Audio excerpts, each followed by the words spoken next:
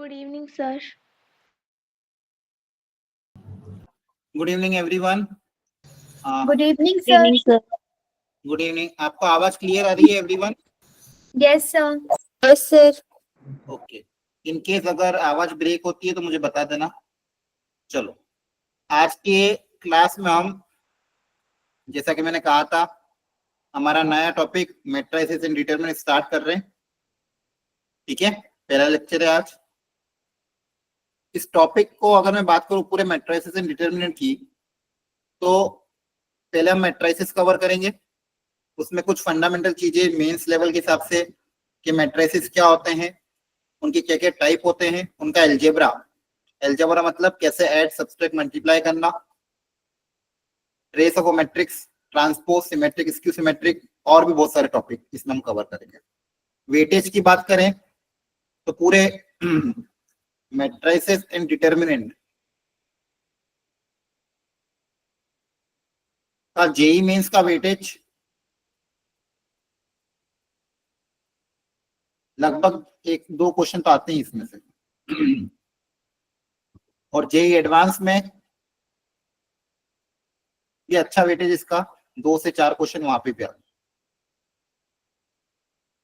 Chapter ज्यादा tough नहीं है, इजी ही है।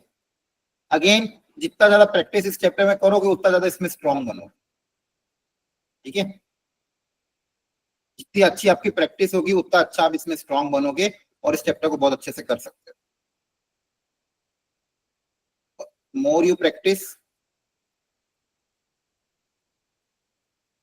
इसमें वैरायटी बहुत होती क्वेश्चन की, मोर यू स्ट्रॉन्ग।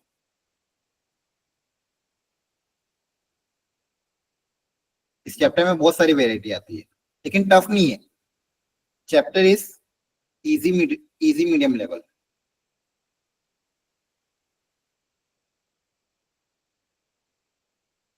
चलो करें स्टार्ट, बोलो। Yes sir. Yes, Yes, sir. sir. अब ये जो चैप्टर है ना, इसका क्यों पढ़ क्यों रहे, क्या इसका कारण है, कहाँ पे ये आया, तो बेसिकली क्या होगा, बहुत सारे जो डेटा थे, अब जैसे अब डेटा को इंटरप्रेट करना बहुत जरूरी हो गया आजकल। आप देखोगे आजकल डेटा साइंस की बहुत वैल्यू चल रही है, हर जगह नाम चल रहा है डेटा साइंस कर लो, ये ब्रांच कर लो, अच्छा हो जाता है। तो डेटा को इंटरप्रेट करना, डेटा को प्रॉपर्ली रिप्रेजेंट करना, डेटा से एनालिसिस करना बहुत जरूरी हो गया। तो इस चैप्टर का एक यूज वहां पे भी था कि जो डेटा था उसको हमने मैट्रिसेस के फॉर्म में रिप्रेजेंट किया और फिर उसको एनालिसिस किया। तो इस चैप्टर के बहुत वेराइटी ऑफ जगह एप्लीकेशन है। आप एनसीईआरटी का फर्स्ट पेज अगर पढ़ोगे तो वहां पे देखोगे अलग अलग फील्ड में इस चैप्टर का बहुत ज्यादा यूज हो रहा है। आगे जाके इंजीनियरिंग में भी आप इसको, इस चैप्टर के बारे में बहुत डिटेल में पढ़ना है, क्योंकि ये बहुत वास्ट चैप्टर है। पहली बार आपके लिए आया है, इसके पहले बचपन में कभी था नहीं ये चैप्टर। ठीक है, बाकी चैप्टर तो हमने थोड़े थोड़े पढ़ रखे थे, थोड़े थोड़े 9-10 से स्टार्ट हो जाते हैं, लेकिन ये चैप्टर अभी आपके लिए नया है। इस चैप्टर का एप्लीकेशन बहुत जगह है। ठीक है, आप देखना उस एनसीईआरटी के फर्स्ट पेज में लिखा है कहाँ कहाँ इसका एप्लीकेशन है।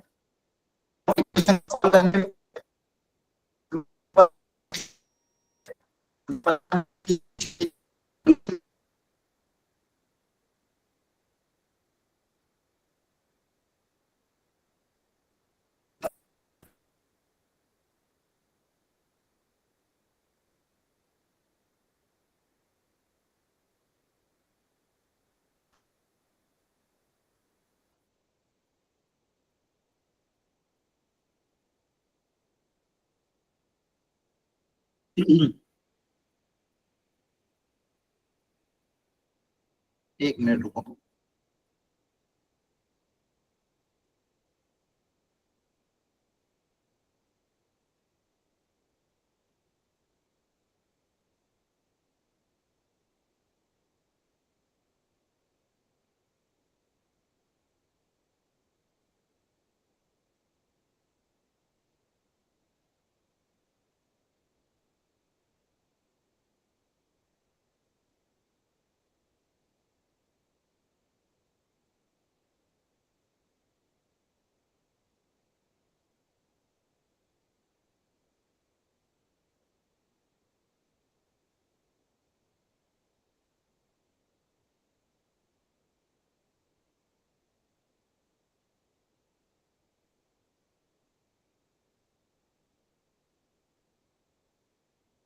इस स्क्रीन अभी भी विजिबल नहीं है क्या?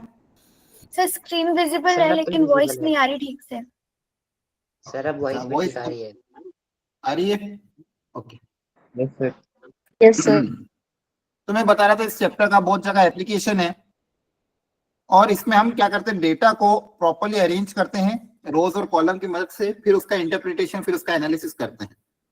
तो यहाँ पे जो भी अलग अलग तरह के डेटा है, अगर मान लो सिस्टम ऑफ इक्वेशन की मैं बात करूं, जहाँ पे 3 इक्वेशन 3 वेरिएबल होंगे, वहां पे जो भी कोफिशिएंट होगा एक्स वाई जेड का कोफिशिएंट, उन कोफिशिएंट को मैं रोज और कॉलम की मदद से रिप्रेजेंट करूंगा, फिर उसका एनालिसिस करूंगा। तो कोई भी चीज, कोई भी डेटा, कोई भी चीज को अगर मैं रोज और कॉलम की मदद से रिप्रेजेंट कर रहा हूं, तो इस रिप्रेजेंटेशन को हम बोलते हैं matrix. Arrangement of m into n elements in m rows and n columns। For example मेरे पास कुछ 6 डेटा है, 6 2 3 7 5 एंड 2।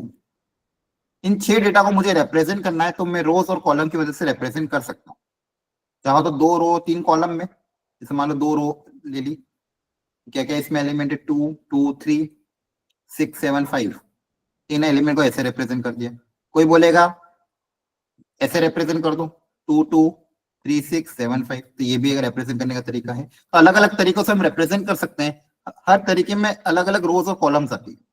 इसको रिप्रेजेंट करने का तरीका क्या होगा, फर्स्ट वाले में देखोगे तो आपके पास 2 रो है, इसको बोलेंगे रो 1 रो 2। दो हॉरिजॉन्टल होते हैं उनको रो बोलते हैं, और इसको क्या बोलते हैं, column, column 1 column 2 and column 3। तो यहाँ पे 3 कॉलम में 2 रो, इसका ऑर्डर क्या हो जाएगा 2 क्रॉस 3, इसका ऑर्डर क्या हो जाएगा 2 क्रॉस 3। सेम यहाँ पे नीचे देखोगे तो कितनी रो है, R1 R2 and R3। 3 rows, very good. Column कितने हैं, 2 columns। 2 कॉलम। ऑर्डर हो जाएगा 3 क्रॉस 2। ठीक है। तो कोई भी मैट्रिक्स को 2-3 चीजें हमको ध्यान रखनी है। किसी भी मैट्रिक्स को हम कैपिटल लेटर से डिनोट करते हैं, कैपिटल लेटर ए से डिनोट करते हैं, और उसके अंदर जो एलिमेंट है उसको स्मॉल लेटर ए से डिनोट करते हैं। A11 A12 A13 A31 sorry A21 A22 A23। ये एलिमेंट्स, ये होते हैं एलिमेंट्स, ये होता है आपका मैट्रिक्स, बॉक्स में रख दिया। और इसका ऑर्डर, ऑर्डर को कैसे रिप्रेजेंट करेंगे, number of rose into number of columns. इसमें जैसे 2 रो है 3 कॉलम है, तो ये हो जाएगा 2 cross 3, number of rose cross number of column. This is nothing but the order of the matrix, order of matrix. तो आपको ध्यान रखना है ऑर्डर ऑफ मैट्रिक्स को रिप्रेजेंट करने का तरीका क्या होता है, क्लियर है। और एलिमेंट्स को भी लिखने का तरीका देखो ध्यान से। जैसे मान लो ये एलिमेंट है, तो ये जो एलिमेंट है A21, इसको मैं क्या बोलूंगा, this element is of second row and first column, है ना। Yes sir। Yes sir. Second row and first column का ये एलिमेंट है, सेकेंड रो में आ रहा है फर्स्ट कॉलम में आ रहा है, इसलिए A21। तो पहले हमेशा रो आती है, बाद में क्या लिखते हैं, कॉलम लिखते हैं। ये रिप्रेजेंट करने का स्टैंडर्ड तरीका है, पहले रो लिखते हैं बाद में कॉलम लिखते हैं। ठीक है। तो ये हो जाएगा सेकेंड रो थर्ड कॉलम का एलिमेंट। क्लियर हो रहा है। Yes sir। Okay. कुछ एग्जांपल लेके दिखाता हूं। जैसे मान लो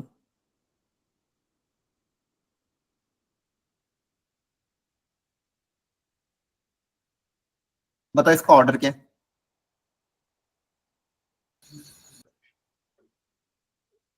The 3 into 4। 3 cross 4। Sir 3 cross 4। हाँ सही बताया। इसका ऑर्डर क्या है 3 क्रॉस 4। 3 रो है और 4 कॉलम है, दिख रहा है सबको। Yes sir। Yes sir। 3 row and 4 column, इसे 3 क्रॉस 4। अच्छा एक और एग्जांपल लेते हैं।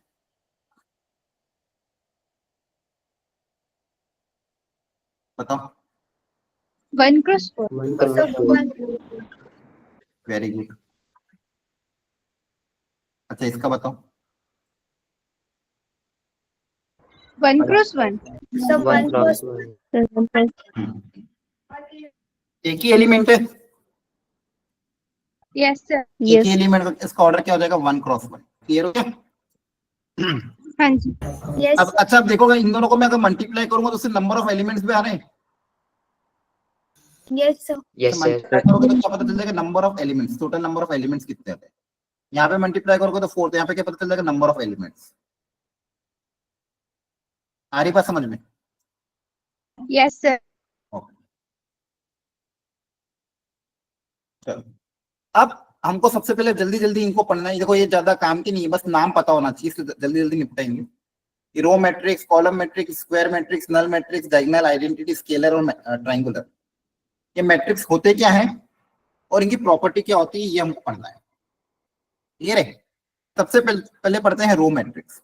रो मैट्रिक्स को सिंपल भाषा में आपको एक ही चीज याद रखनी, इसका रूल, अच्छा इनके बस रूल होते हैं। नाम क्या रूल है इसका, रो मैट्रिक्स किसको बोलेंगे, इफ द नंबर ऑफ रोज 1 होगा। 1 होते, 1. ऐसे मैट्रिक्स इसमें एक ही रो हो उसको बोलेंगे रो मैट्रिक्स। एग्जांपल के तौर पे 2 3 1 -2 5, यहाँ पे आप देख पा रहे हो नंबर ऑफ रोज कितनी है, 1 आया ना। कॉलम कितने भी हो सकते Yes, हैं, sir. नंबर ऑफ रोज 1 होनी चाहिए। कॉलम मतलब जिसमें नंबर ऑफ कॉलम कितने हो जाए, 1. 1। 1. नंबर ऑफ कॉलम्स अगर 1 हो गए तो ऐसे मैट्रिक्स को कॉलम बोलेंगे, 2 3 1 -2 -3 5 0, ये क्या हो जाएंगे, कॉलम मैट्रिक्स। कॉलम मतलब ऐसे दिखेंगे, रो आपको ऐसे दिखेंगे। इसमें कोई डाउट नहीं किसी को, बोलो। No, sir. No, sir. Very good. Square matrix नाम से क्लियर है, स्क्वायर किसको बोलते हैं, जिसमें number of columns is equal to number of columns. हाँ, नंबर ऑफ रोज और नंबर ऑफ कॉलम्स बराबर हो, number of rows is equal to number of columns. ऐसे मैट्रिक्स जिसमें नंबर ऑफ रोज और नंबर ऑफ कॉलम आपस में बराबर आ जाए वो आपकी स्क्वायर मैट्रिक्स। अब जनरली हम इसी को ज्यादा डील करेंगे इस पूरे चैप्टर में, ठीक है। अभी बस स्टार्टिंग में इन थोड़े बहुत मैट्रिक्स अलग अलग देखेंगे, बाकी ज्यादातर मैट्रिक्स आप इसी के देखो, ठीक है। अब स्क्वायर मैट्रिक्स को भी आगे हम डिटेल में देखेंगे। अब अगला है जीरो मैट्रिक्स और नल मैट्रिक्स, इसको क्या बोलते हैं, ये कब होगा, जब सारे एलिमेंट सभी 0 सारे होंगे। 0. ऐसा कोई भी, इसका ऑर्डर कुछ भी हो सकता है, बस सारे एलिमेंट कैसे होने चाहिए, 0 होना चाहिए। सारे के सारे एलिमेंट कैसे होने चाहिए, 0. ऐसे मैट्रिक्स को हम नल मैट्रिक्स बोलते हैं। अगला है डायगोनल मैट्रिक्स। अब ये डायगोनल मैट्रिक्स है, ये is nothing but the type of square matrix. Square matrix का ही एक टाइप है, ध्यान रखना। सबके लिए डायगोनल मैट्रिक्स नहीं होता, it is a type of square matrix. Clear है, Yes. स्क्वायर मैट्रिक्स का ही एक टाइप है, ठीक है, डायगोनल मैट्रिक्स। इसकी बाद डेफिनेशन आपको बहुत अच्छे से ध्यान रखनी है। अच्छा, उसके पहले स्क्वायर मैट्रिक्स में एक चीज और बता दूं, जैसे यहाँ पे मैं कुछ एलिमेंट लिख रहा हूँ, A11 A12 A13, मान लो 3x3 बना रहा हूँ। A11 3x3 अगर बनाना है, 3 रो 3 कॉलम का, तो इसके एलिमेंट कैसे, ये एलिमेंट आपको ये नोटेशन याद हो जाना चाहिए ना, अच्छे से याद रख लेना। Yes, sir. A21 Yes, sir. A22 A22, A23 A31, A32, A33. अब इसमें है ना कुछ एलिमेंट स्टैंडर्ड होते हैं जो हमको पता होना चाहिए। जैसे सबसे पहले ये जो चीज है इनको बोलते हैं डायगोनल एलिमेंट। एक ही डायगोनल होगा, ध्यान रखना, ये वाला डायगोनल नहीं होगा, दूसरा वाला, ओनली वन डायगोनल होता है, ठीक है। इनको क्या बोलेंगे अपन, डायगोनल एलिमेंट्स। इनको बोलेंगे डायगोनल एलिमेंट, और बच्चे भी आपके होते हैं नॉन डायगोनल एलिमेंट। इनको एक नाम से और जाना जाता है, जैसे ए, यहाँ पे क्या रहा है A12 और इसका जस्ट अपोजिट क्या रहा है A21, ध्यान रखना, ये भी बहुत अच्छा। अपोजिट कैसे आते हैं, ऐसे आते हैं। अगला देखो ध्यान से, यहाँ पे क्या रहा है A31, इसका जस्ट अपोजिट वाला क्या रहा है A13, A13. यहाँ पे 32 और यहाँ पे 23, तो इनको क्या बोलते हैं, कॉन्जुगेट एलिमेंट। ये जो बच्चे हुए एलिमेंट है इनको क्या बोलते हैं अपन, कॉन्जुगेट एलिमेंट। ध्यान रखना, डायगोनल एलिमेंट की बात मैं सिर्फ स्क्वायर मैट्रिक्स के लिए ही करूं, बाकी जगह नहीं करूं, ठीक है। और स्क्वायर मैट्रिक्स में डायगोनल वाला कौन सा होगा, ये लीडिंग वाला। यहाँ पे डायगोनल एलिमेंट कैसे दिख रहा है आपको, A11 A22 A33, ये एलिमेंट्स कैसे हुए, डायगोनल एलिमेंट है। क्लियर है, Yes, sir. इसमें एक वर्ड भी बहुत बार यूज होता है, उसको भी अभी पढ़ लो। आपको कभी भी ये दिखे trace of a matrix, trace of a square matrix, हमेशा स्क्वायर मैट्रिक्स के लिए है। Trace of a square matrix का मतलब क्या है, सम ऑफ डायगोनल एलिमेंट, ध्यान रखना, sum of diagonal element. Diagonal element के सम को हम बोलते हैं trace of a matrix. Trace of a square matrix is nothing but the sum of the diagonal element. Diagonal element. ठीक है, कभी भी आपको बोले find the trace of the matrix, मतलब सारे डायगोनल एलिमेंट को ऐड कर दोगे तो आपका आ जाएगा ट्रेस ऑफ द मैट्रिक्स। अब स्क्वायर मैट्रिक्स का ही टाइप है डायगोनल मैट्रिक्स, इसको अच्छे समझो। If elements other than the diagonal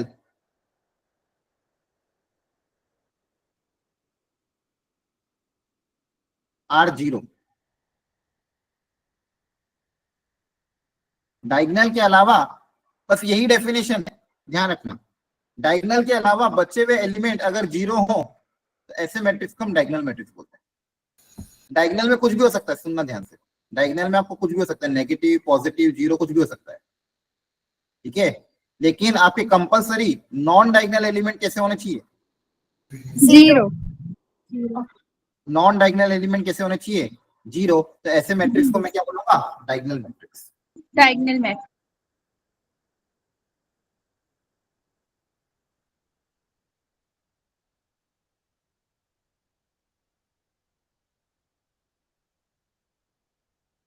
क्या ये बात समझ में आ रही है यहाँ तक? बोलो। Yes sir. Yes sir. Yes. ठीक है, तो ये इसको यहाँ पे ध्यान रखना। अच्छा, मान लो मैं कोई ये बनाता हूँ,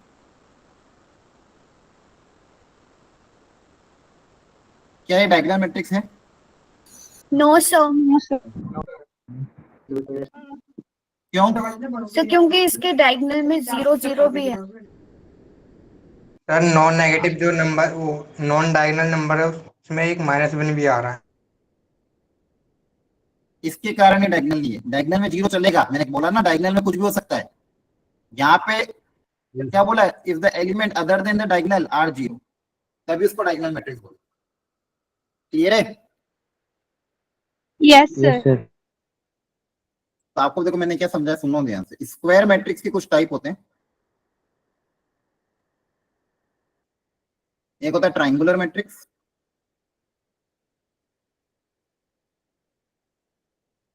एक होता है डायगोनल मैट्रिक्स।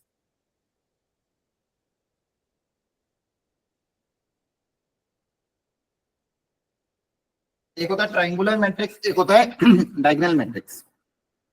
अब डायगोनल मैट्रिक्स में भी ध्यान रखना, अभी बताया कि डायगोनल के अलावा यहाँ पे कुछ भी हो सकता है, जो बचे हुए एलिमेंट है वो जीरो होना चाहिए, कंपलसरी क्या होना चाहिए? जीरो। इधर कुछ भी हो, कुछ फर्क नहीं पड़ता। डायगोनल का एक स्पेशल टाइप होता है स्केलर मैट्रिक्स। डायगोनल का ही स्पेशल टाइप एक है स्केलर मैट्रिक्स। इसके बारे में क्या बोला गया कि डायगोनल एलिमेंट तो है ही है, तो डायगोनल तो जीरो होने चाहिए। डायगोनल एलिमेंट्स की वैल्यू सेम होनी चाहिए। हाँ, और स्केलर कब हो जाएगा? जब ये डायगोनल के जितने भी एलिमेंट है ये सारे के सारे इक्वल हो जाए। इक्वल।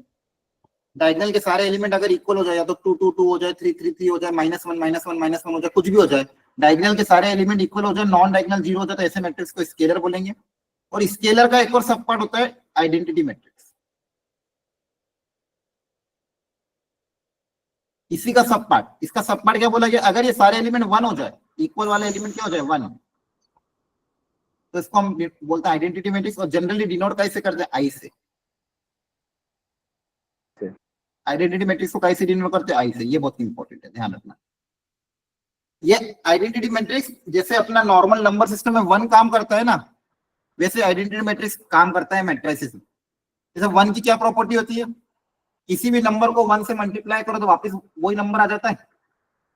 Yes sir. वैसे आइडेंटिटी मैट्रिक्स की भी ये प्रॉपर्टी है कि इसको किसी भी मैट्रिक्स से मल्टीप्लाई करो तो वो मैट्रिक्स वापस आ जाएगा। आइडेंटिटी मैट्रिक्स क्या है?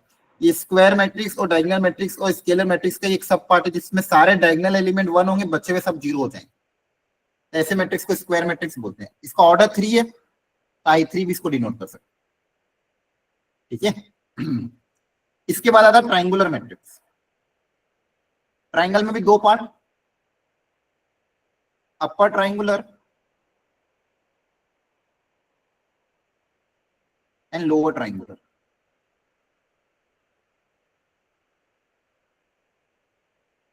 Upper triangular and lower triangular. Upper triangular का मतलब सुनो,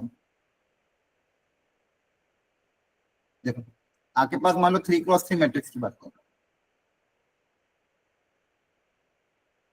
अपर ट्राइंगुलर कब बोलेंगे? जब देखो ट्राइंगल कब बन रहा है, इस डायगोनल से ऐसे, ये अपर का ट्राइंगल हो गया, हाँ है ना, बोलो।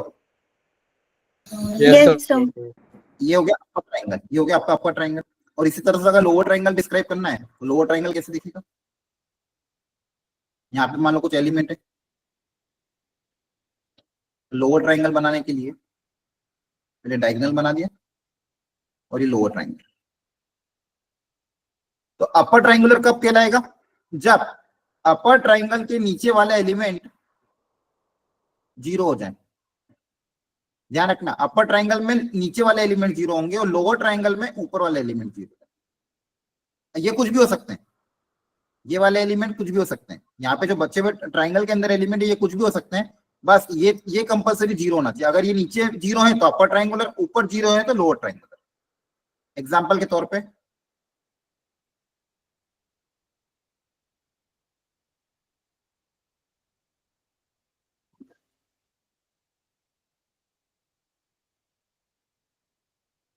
एक सेकेंड ना, वापस स्क्रीन शेयर कर रहा हूं। आपको थोड़ा बहुत समझ में तो आ रहा है ना? ये थोड़ा भी स्टैटिक में बोरिंग ही चलेगा, टाइप का Yes, मैट्रिक्स sir. ऐसे ही होगा। एक बार क्वेश्चन करेंगे तो फिर मजा आए, लेकिन ये पढ़ाना भी जरूरी है क्योंकि कहीं पे भी यूज हो सकता है, इसलिए थोड़ा सा। मान लो ऐसा कुछ बनाया मैंने, तो बताइए अपर ट्राइंगल है कि lower triangle? Sir, upper triangular. अपर ट्राइंगल में एलिमेंट है, नीचे वाले 0 हो गए, मतलब अपर ट्राइंगल है। ठीक है, चलो। तो अपन ने कौन कौन से पढ़ लिया? डायगोनल पढ़ लिया, आइडेंटिटी बताओ। आइडेंटिटी मतलब Diagonal elements 1 होंगे. हाँ, ऐसा स्क्वायर मैट्रिक्स जिसके डायगोनल एलिमेंट 1, बाकी सारे के सारे 0। Non diagonal element 0। हाँ, नॉन डायगोनल 0 हो जाएंगे। स्केलर मतलब डायगोनल वाले एलिमेंट सब सेम हो जाएंगे Yes, sir. नॉन और नॉन डायगोनल 0, क्योंकि सब डायगोनल के ही टाइप है।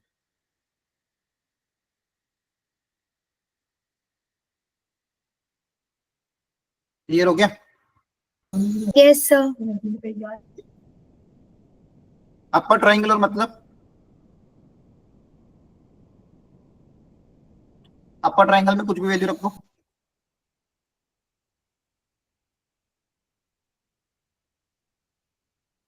अपर ट्राइंगल के अलावा नीचे वाले सारे 0 होना चाहिए, 0 होंगे. तो ये हो गया अपर ट्राइंगुलर।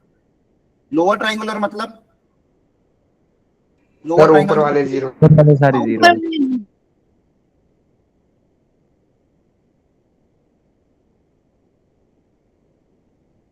ऊपर वाले कंपलसरी। सर जो आइडेंटिटी मैट्रिक्स है वो ट्रायंगुलर होगी, अपर और लोअर वाली? अपर भी बोल सकते हैं, लोअर भी बोल सकते हैं। आइडेंटिटी मैट्रिक्स को आप डायगोनल मैट्रिक्स भी बोल सकते हो, अपर ट्राइंगल भी बोल सकते हो, लोअर ट्राइंगल भी बोल सकते हो, स्क्वायर मैट्रिक्स भी बोल सकते हो, स्केलर मैट्रिक्स भी बोल सकते हो। हाँ है ना? Yes, yes, sir. Yes, sir. सारे डेफिनेशन सेटिस्फाई कर रहा है। क्लियर है? Yes. बोलो। इसके Yes, बाद sir. एलजेब्रा।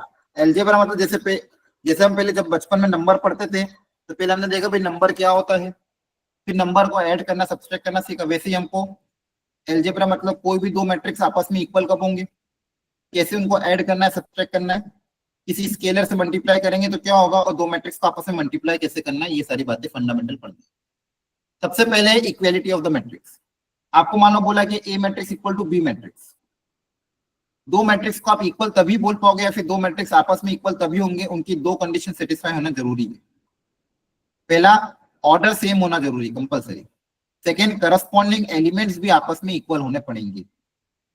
एग्जाम्पल के तौर पर अगर मैं बताऊं 1 2 3 4 और एक को 1 2 3 4, क्या ये दोनों मैट्रिक्स आपस में इक्वल हैं? No, sir. क्यों? ऑर्डर तो सेम ही है। Corresponding elements. Corresponding elements equal नहीं है. हाँ, बिकॉज करस्पॉन्डिंग एलिमेंट्स इक्वल नहीं है, are not equal. Corresponding element का मतलब क्या है? इसका करस्पॉन्डिंग कौन होगा? ये वाला। इसका करस्पॉन्डिंग कौन होगा? ये वाला। तो ये आप इक्वल नहीं, इसलिए वो, चलो मान लो ये हो,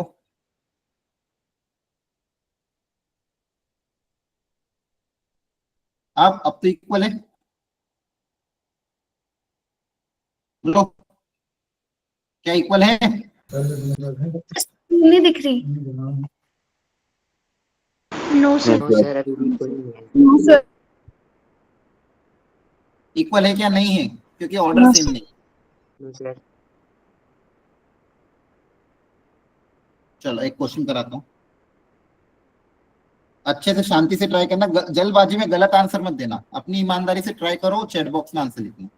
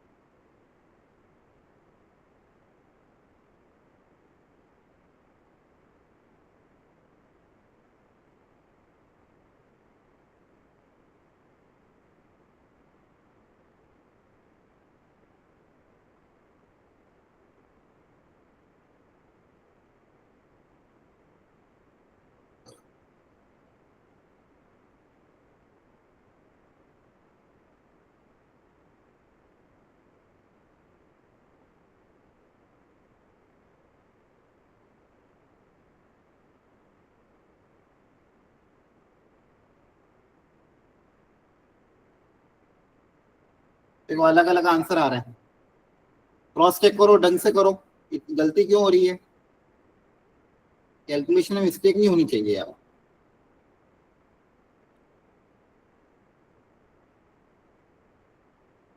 चलो, अगर दो मैट्रिक्स आपस में इक्वल, ऑर्डर सेम होना चाहिए, करस्पॉन्डिंग एलिमेंट सेम होना चाहिए। कौन कौन करस्पॉन्डिंग है देखो ध्यान से, इसका करस्पॉन्डिंग कौन है?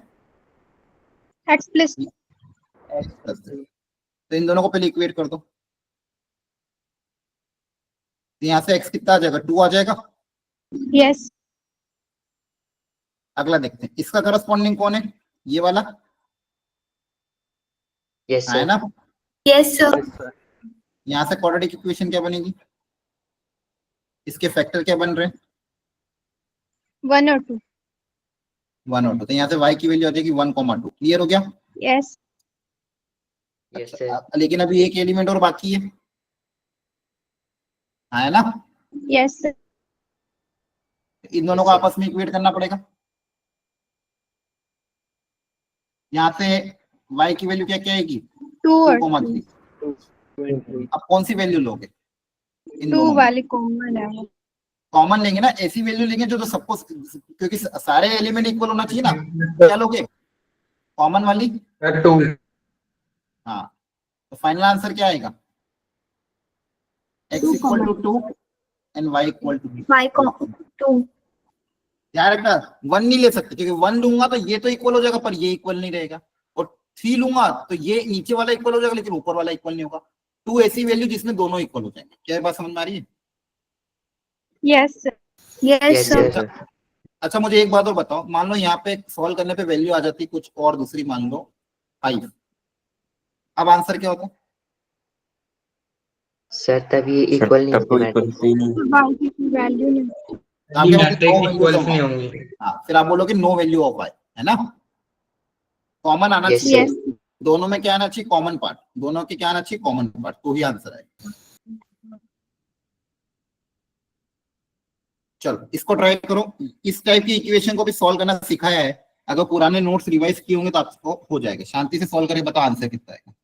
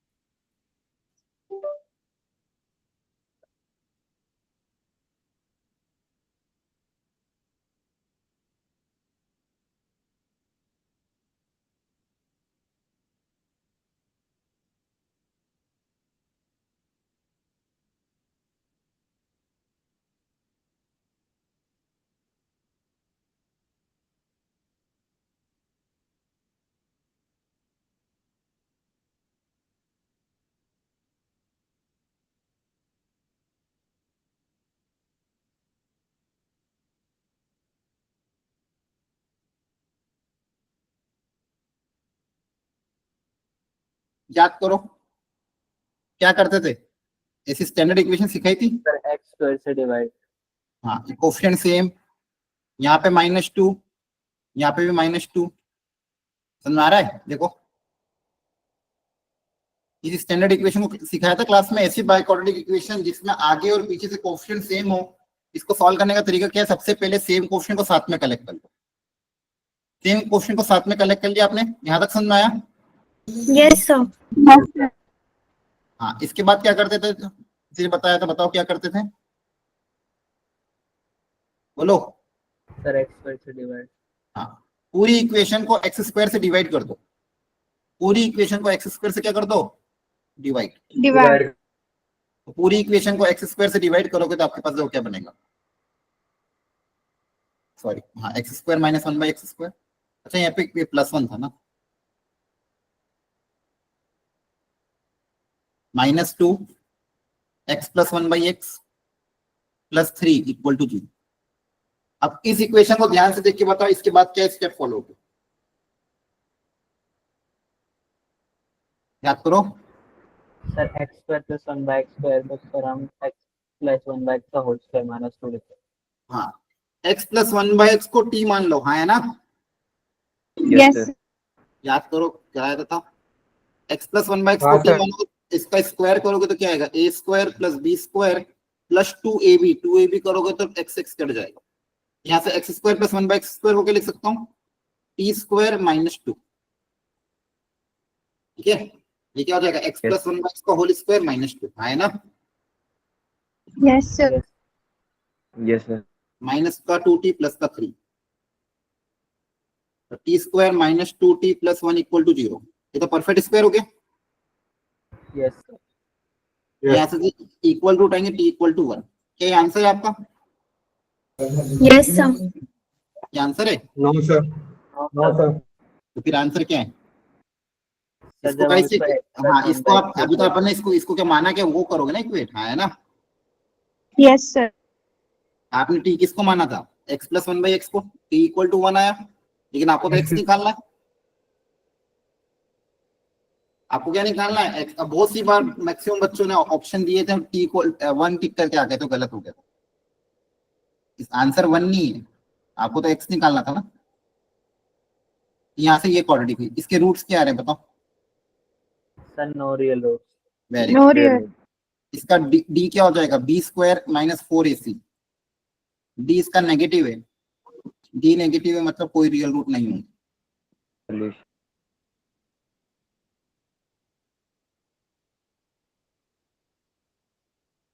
ध्यान रखना।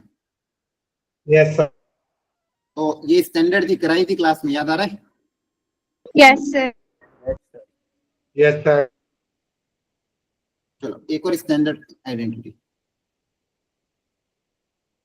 याद करो, a² + b² + c² -ab - bc - ca = 0। ऐसा अगर दिया तो यहाँ से कंडीशन क्या आती थी, abc में। Sir a = b = c = 0। नहीं, 0 थोड़ी, सर तीनों इक्वल होंगे। तीनों इक्वल होते हैं, बस 0 जरूरी नहीं। इक्वल होंगे सर। ये ऐसा क्यों होता है, कारण क्या है इसका। सर इसको हम जनरली ऐसे लिख सकते हैं, हाफ ऑफ a - b का होल स्क्वायर प्लस में b - c का होल स्क्वायर प्लस में c - a का होल स्क्वायर।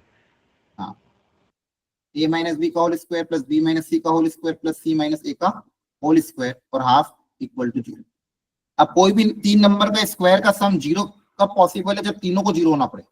क्योंकि आपको पता है कोई किसी भी नंबर का जो स्क्वायर होता है वो ऑलवेज पॉजिटिव होता है।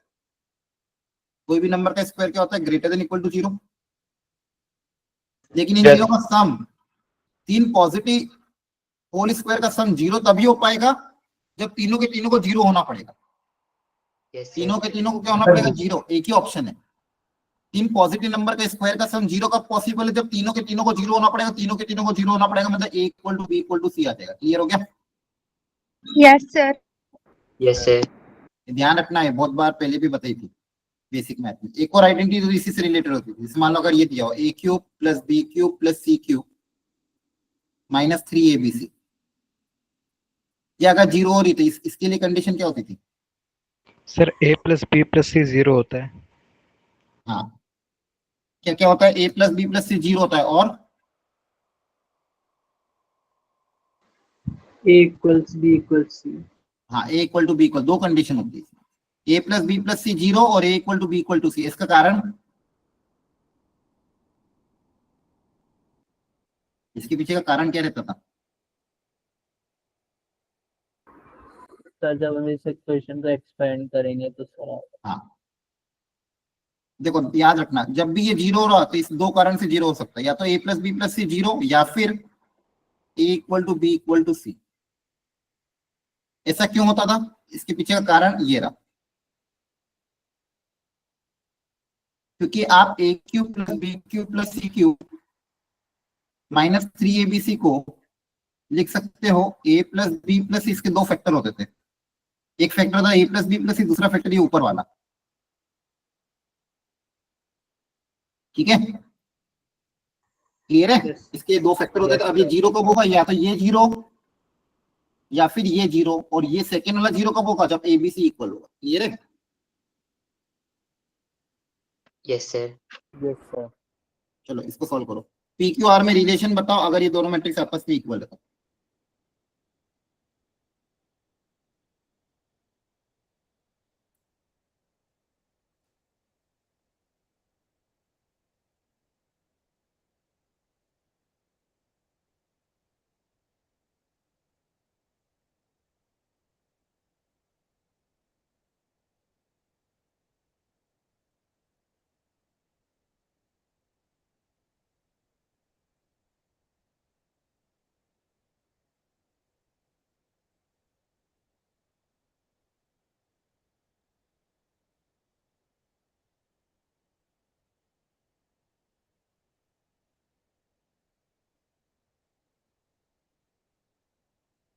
हो गया, आसानी था।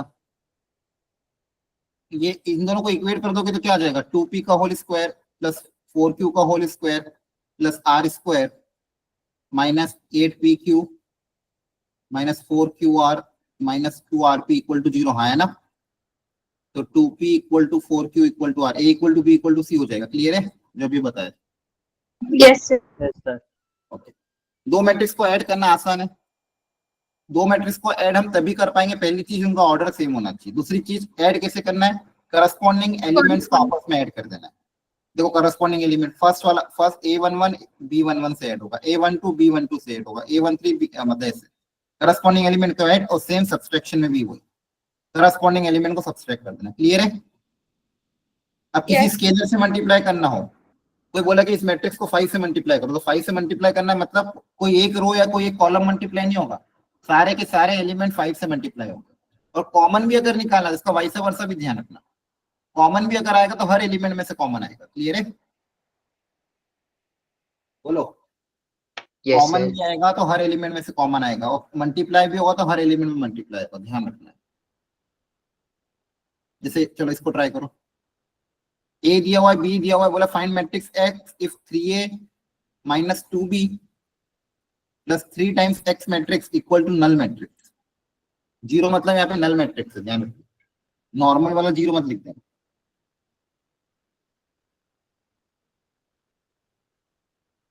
एक्स मैट्रिक्स क्या होगा ये पता करना है।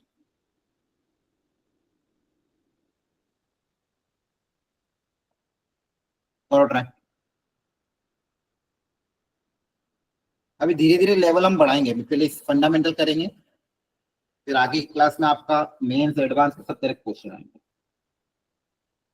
और एक बात बता दो, जितना आज हम करें उससे related NCERT side by side करते रहना। अगर एनसीईआरटी नहीं करोगे तो फंडामेंटल क्लियर नहीं होगा, तो क्लास में अच्छे लेवल के क्वेश्चन आपसे फिर नहीं बनेंगे।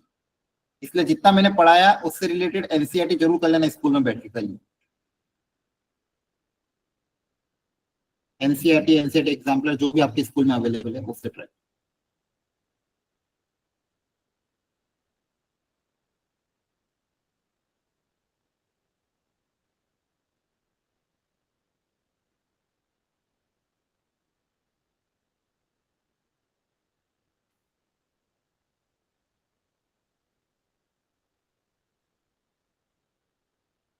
Done? Yes, sir. 3a minus 2b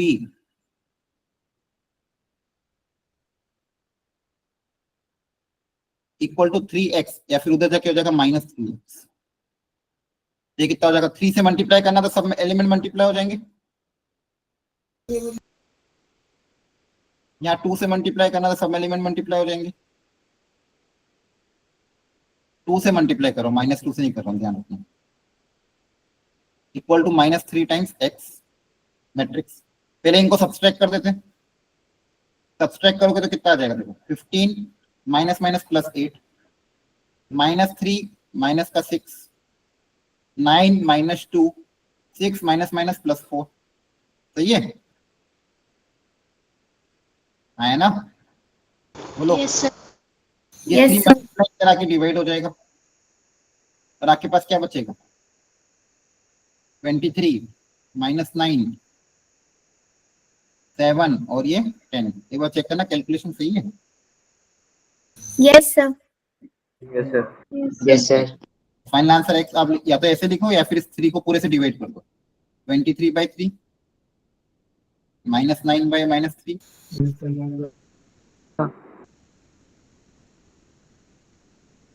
clear है? Sir, minus 20. हाँ माइनस सर, वेरी गुड, सही है। Yes, sir. Yes, sir. Yes, sir. समझ में आ रहा है ना? अब Yes, sir. Next matrix multiplication. Matrix multiplication का एक बहुत स्टैंडर्ड रूल है कि फर्स्ट मैट्रिक्स के नंबर ऑफ कॉलम और सेकंड मैट्रिक्स के नंबर ऑफ रो आपस में इक्वल होना चाहिए। या आपस में इक्वल होंगे तभी हम मल्टीप्लाई कर पाएंगे, अदरवाइज मल्टीप्लाई नहीं कर पाएंगे। और इक्वल होने के बाद मल्टीप्लिकेशन के बाद ऑर्डर क्या बनेगा, m क्रॉस p। क्या बनेगा, m क्रॉस p। एग्जाम्पल के तौर पे कोई मैट्रिक्स से a, कोई मैट्रिक्स से b, क्या ये मल्टीप्लाई हो सकते हैं? Yes, sir. Yes, sir. और मल्टीप्लाई होने के बाद ऑर्डर क्या बनेगा, 5. 5 क्रॉस 2। 3 3 कॉमन है, तो मल्टीप्लिकेशन के बाद जो मैट्रिक्स बनेगा उसका ऑर्डर क्या रहेगा, 5 क्रॉस 2। देखो एडिशन सब्ट्रैक्शन में क्या रूल था, ऑर्डर सेम होना चाहिए, जिनको भी ऐड सब्ट्रैक्ट कर रहे हैं। यहाँ पे ऑर्डर सेम का कोई दिक्कत नहीं है, आपके ये जो बीच के दो हैं ये सेम होना चाहिए। मतलब फर्स्ट मैट्रिक्स के number of column should be equal to the second matrix के नंबर ऑफ रो। आगे कुछ भी हो कुछ भी फर्क नहीं पड़ता। क्लियर है, बोलो। Yes, Yes, sir. sir. Yes, sir. अब मल्टीप्लाई कैसे करते पहले मैं सिखा रहा हूँ, ध्यान से सुनना। जिनको आता है वो भी सुन लेना, कोई दिक्कत नहीं, फिर आपको मैं प्रैक्टिस के लिए क्वेश्चन दूंगा, कोई बात नहीं। और मल्टीप्लिकेशन में धीरे धीरे स्पीड बढ़ा लेना क्योंकि बहुत बार काम आएगा। एग्जाम्पल ले रहा हूं मैं कोई एक मैट्रिक्स का।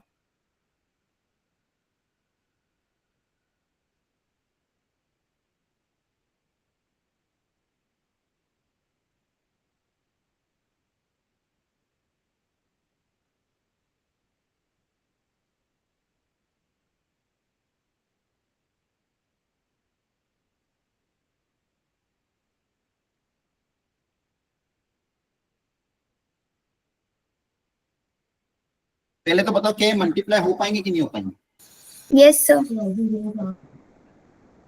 देखो इसका ऑर्डर क्या Yes, sir. हो पाएंगे? यस सर हो जाएंगे। Yes, sir. और मल्टीप्लाई होने के बाद ऑर्डर क्या बनेगा? तो 2/3 2/3. 2 cross 3. 3 3 कॉमन है, 2/3. ऑर्डर क्या बनेगा, 2 क्रॉस। सबसे पहले 2 क्रॉस 3 लिख लेना। 2 क्रॉस 3 का मतलब क्या है, 2 रो 3 column. 2 rows Yes, sir. 3 columns। और इसके एलिमेंट ऐसे दिखेंगे,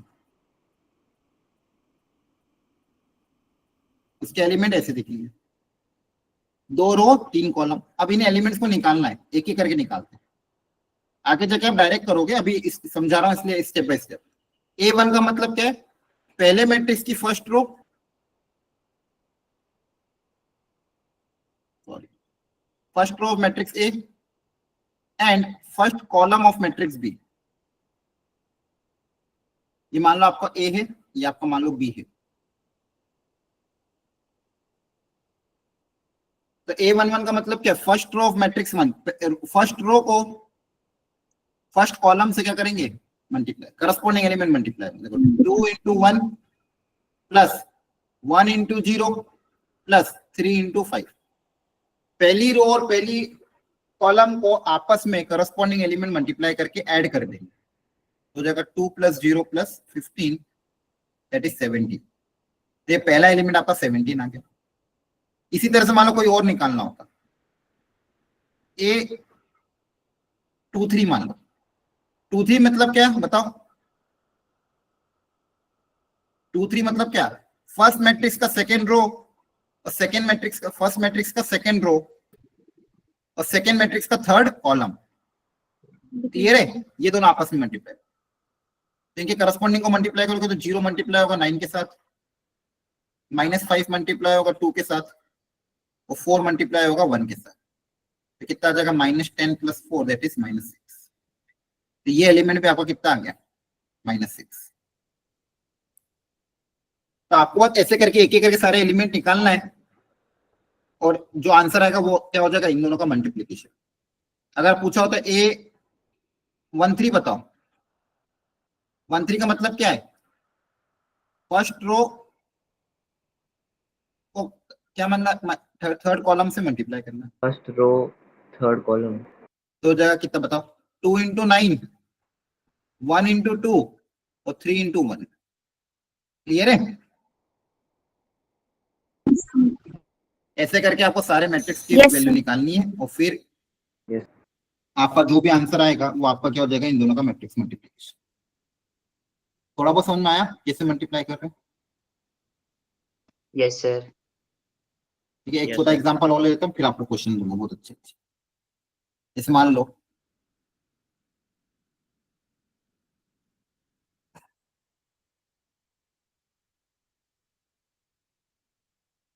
इसका ऑर्डर है 2 क्रॉस 3 और इसका ऑर्डर क्या है? सॉरी, इसका ऑर्डर क्या है? 1 क्रॉस 3। Yes, sir. 1 cross 3 है।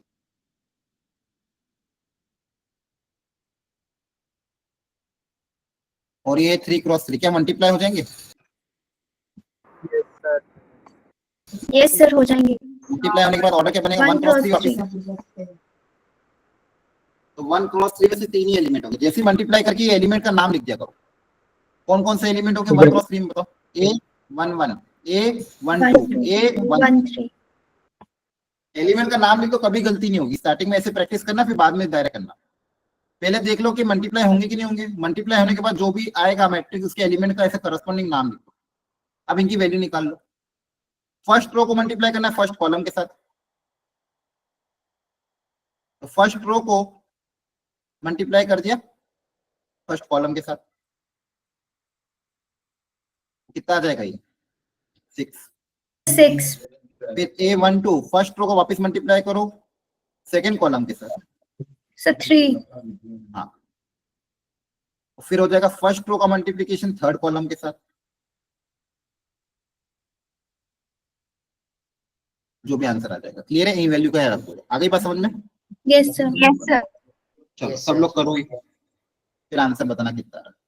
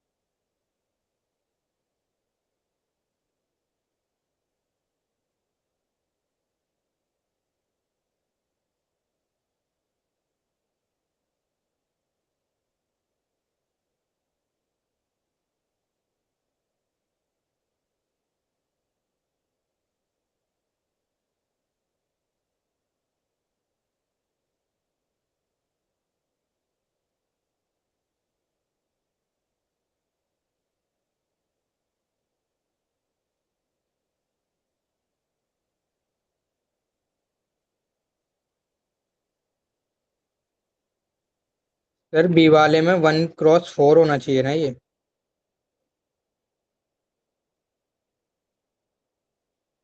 हाँ, उसको 1x4 कर लो।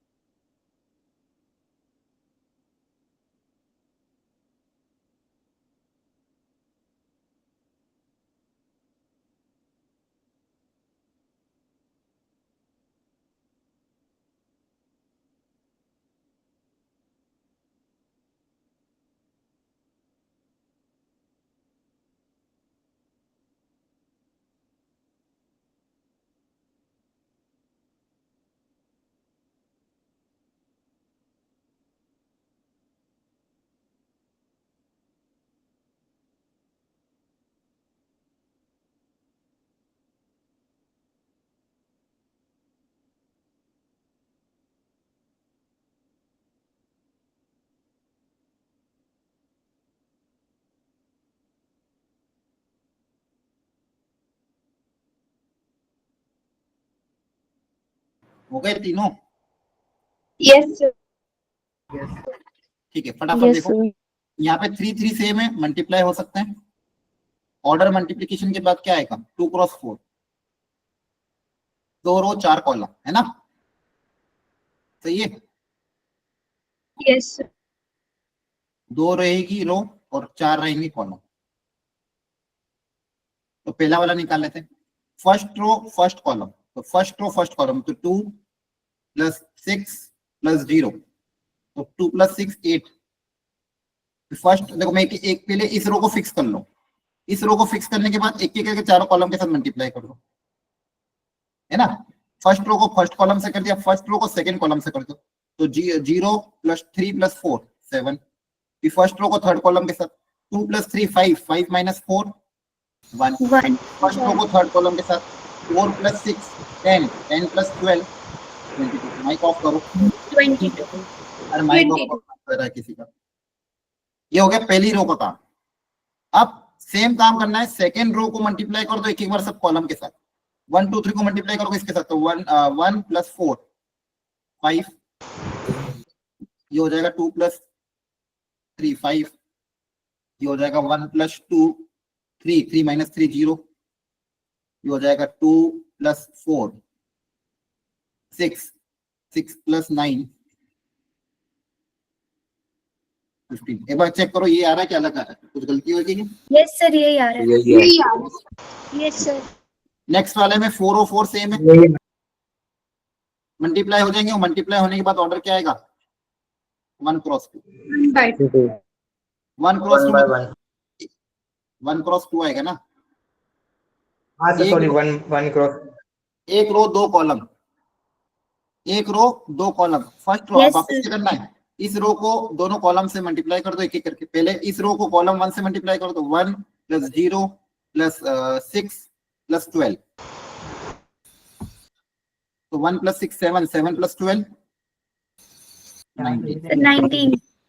फिर फर्स्ट रो को सेकंड वाले से कॉलम से मल्टीप्लाई कर देना, तो 1 4. + 3 4। यहाँ पे क्या होगा? यहाँ पे आएगा 3x3, 1 और 1। Yes, sir. तो यहाँ पे एक एक करके पहले रो 1 को कॉलम 1 से multiply, column 2 column 3, 1 1 0. 1 2 4 1 2 4 0 4 0। 0 0। Yes sir. Row 1 मतलब 1 को मल्टीप्लाई कर देंगे तीनों कॉलम के साथ, फिर 1 को मल्टीप्लाई कर देंगे तीनों कॉलम के साथ, फिर 0 को मल्टीप्लाई कर देंगे तीनों कॉलम के साथ। एक बार देख लो अपने यस आंसर। सर, यही है। सर Yes, यही sir. है।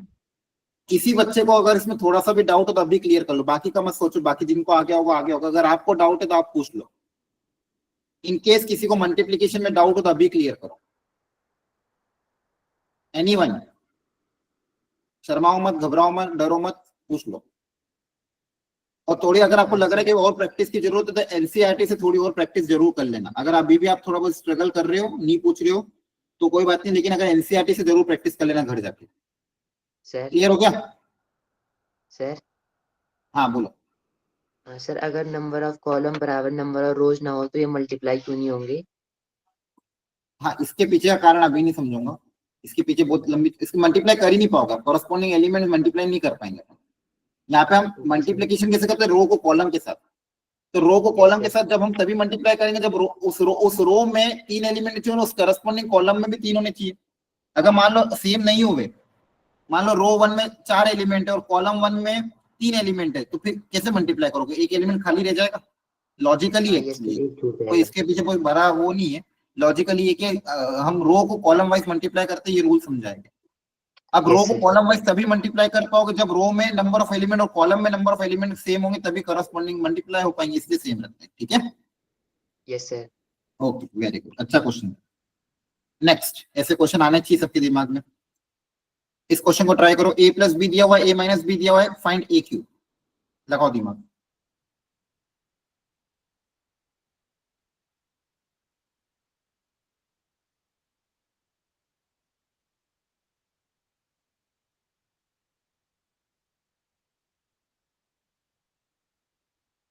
सर हो गया।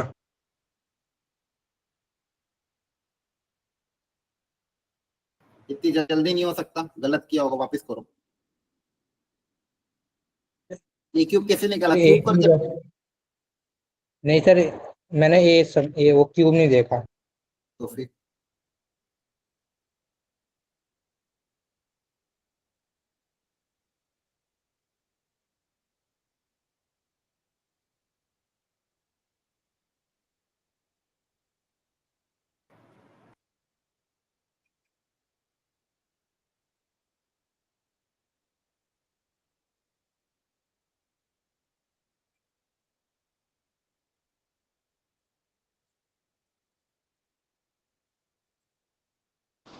Sir done.